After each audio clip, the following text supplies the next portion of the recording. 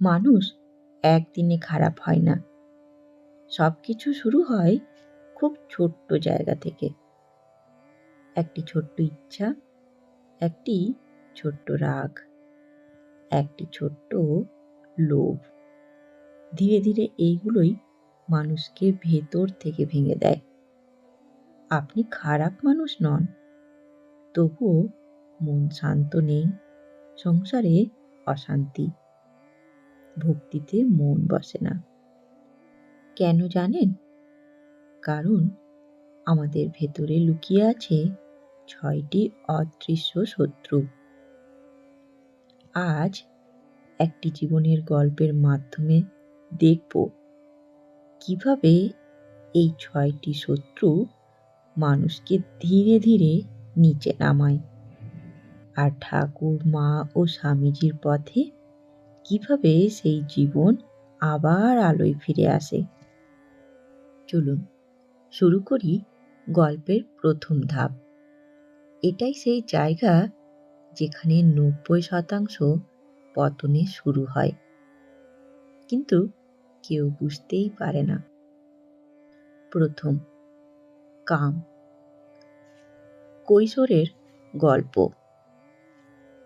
Rahul class 9-এ পড়ে। ভালো ছাত্র, শান্ত ছেলে। একদিন বন্ধুরা ফোন করে কিছু দেখালো। সে প্রথমে লজ্জা পেল, তারপর কৌতূহল, তারপর অভ্যাস। কাম মানে শুধু শরীর না, নিয়ন্ত্রণহীন আকর্ষণ। ফলাফল, মন অস্থির, পড়ায় মন নেই, ভক্তি শুকিয়ে গেল। একটি গোপন অভ্যেস কিভাবে একজন ভক্ত ছেলেকে ভেতর থেকে ফাঁকা করে দেয় জানেন? আসুন জানি। কিন্তু তার আগে আমরা শুনবো এবার দ্বিতীয়, ক্রোধ, যৌবনের শুরু। কাম মনকে অস্থির করে। অস্থির মন সহজেই রেগে যায়। রাহুল এখন কলেজে। মা কিছু বললেই বিরক্তি, বাবার উপদেশে রাগ। কাম, অস্থিরতা, ক্রোধ। যে ছেলে একদিন মায়ের পায়ে মাথা দিত, সে আজ মায়ের চোখে জল আনে। এবার তৃতীয়, লোভ, যৌবন। রাহুল চাকরি পেল, টাকা পেলেই সুখ, এই ধারণা জন্মালো। বন্ধু গাড়ি কিনেছে, ও কেন পারবে না? ক্রোধ মনকে অসন্তুষ্ট করে, লোভ জন্মায়। এবার চতুর্থ, মোহ, মধ্য বয়স। এখন সে পরিবার, বাড়ি, সম্মান এগুলোতেই আটকে গেল। সব আমার, এই ভাব, হারানোর ভয়। মোহ মানে আসক্তি। এবার পঞ্চম, অহংকার। টাকা প্লাস সাফল্য, আমি বড়। ভক্তি গেল, নম্রতাও শেষ হয়ে গেল। এবার ষষ্ঠ, মাৎসর্য, বার্ধক্য। এখন বয়স হয়েছে, অন্যের সুখ দেখে জ্বালা, ও কেন পেল, আমি না। বন্ধুগণ, এগুলোই হলো আমাদের ৬টি অদৃশ্য শত্রু, ৬ রিপু। কাম, ক্রোধ, লোভ, মোহ, অহংকার, মৎসর্য। চলুন এবার আমরা জানব এই ৬ রিপুর থেকে মুক্তির পথ।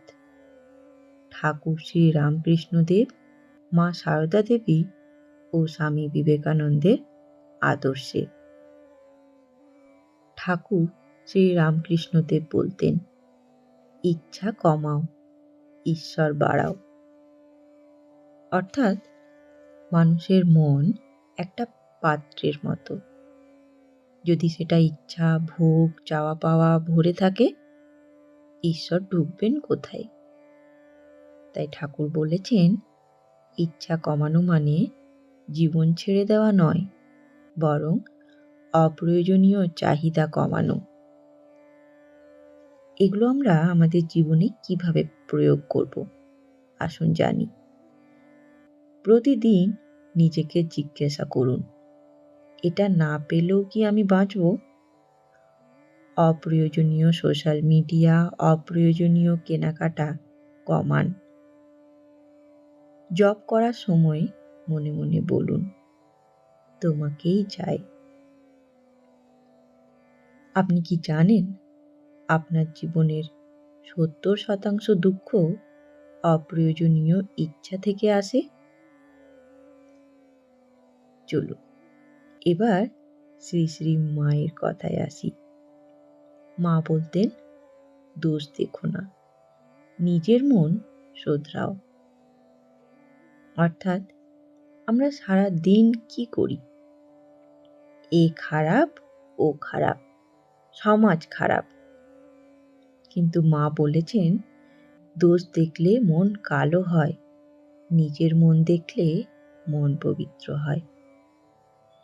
মায়ের এই উপদেশ কিভাবে প্রয়োগ করব, আসুন জানি। প্রতিদিন রাতে 5 মিনিট আত্মসমীক্ষা। আজ আমি কাকে কষ্ট দিলাম সেটা লিখুন। অন্যের সমালোচনার 50% কমান।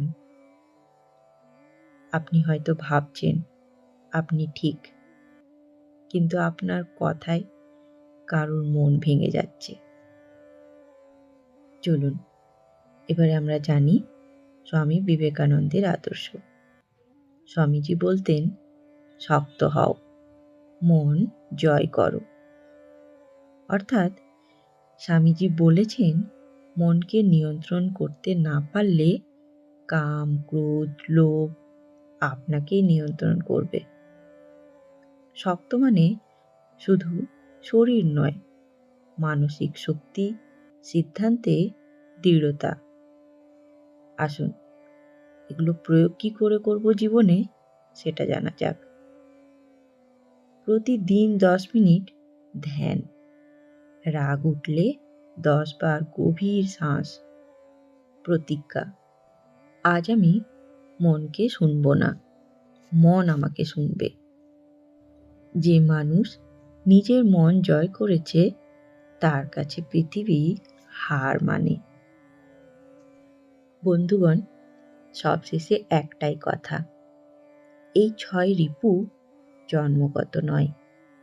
কেউ রাগ নিয়ে জন্মায় না, কেউ লোভ নিয়েও জন্মায় না।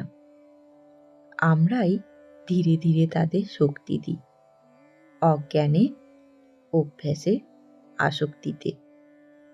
প্রতিবার আমরা ইচ্ছেকে প্রশ্রয় দিই, রাগকে ন্যায্য বলি, লোভকে প্রয়োজন বলি।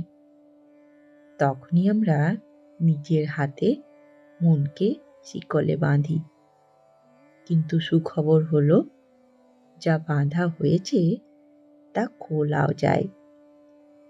আজ যদি আপনি ঠাকুরের মতো ইচ্ছা কমান, মায়ের মতো নিজের মন দেখেন, স্বামীজির মতো মনকে জয় করার শক্তি জাগান, তাহলে রিপু শক্তি হারাবে আর আপনার ভেতরের আলো জেগে উঠবে। কারণ অন্ধকারকে তাড়াতে যুদ্ধ লাগে না, একটা প্রদীপই যথেষ্ট। এবার একটাই প্রশ্ন, আপনি কি রিপুর দাস হয়ে বাঁচবেন, নাকি ঈশ্বরের সন্তান হয়ে উঠবেন? কমেন্টে জানাতে ভুলবেন না। আমি অপেক্ষায় থাকব। ধন্যবাদ। ভালো থাকবেন। জয় ঠাকুর, জয় মা। জয় স্বামীজি।